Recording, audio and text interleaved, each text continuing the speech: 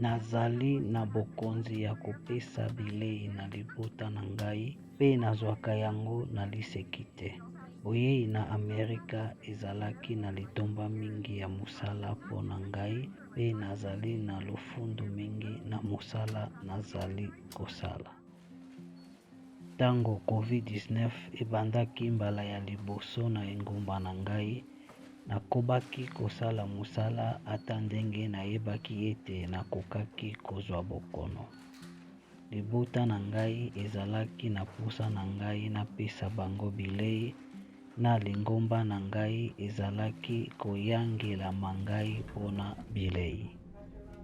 Mpona mosala na ngai nazalaki moko ya bato ya liboso oyo ebongaki bazwa mangwele mpe mwasi na ngai azwaki ya ye nsima ya poso moke. Toyebaki ete ebongi na biso kozala nzoto kolongono mpo ete tokoba koleisa bana na biso.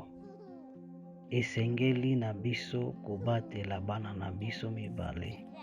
Tozali kosala nyonso ebongi na biso kosala mpo ete bakola mpe bazala na mabota na bango moko na mikolo mazali koya.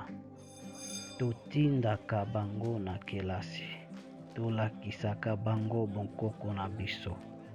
Mpe ntango ekomaki ngonga na bango, topesaki bango mangwele ya COVID-19.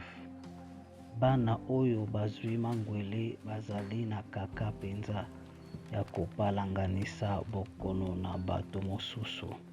Boye ekosala ete magazini lokola ya ngai ekangama te mpona koba kosala mosala. Soki bana na ngai oyo bazwaki mangwele bazwi COVID-19, ekozala na kaka penza babela makasi to bayoka likama mpona ngonga molai. Bakozala na bomoi ya malamu na ndenge nazali kosala mosala makasi mpo napesa bango bilei. Nalingi sikoyo bana na ngai bazala moko na lingomba na biso mpe ntango bakokola. Nalingi baleisa basusu lokola naleisaki bango.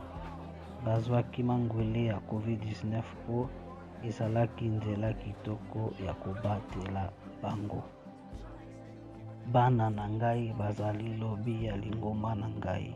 Boye ntango nakobatela bango, nazali kobatela bakelasi nyonso, mombongo nyonso mpe mabota manso mpona bambula ezali koya. Batela bana na yo, batela lingomba na yo, zwa mangwele.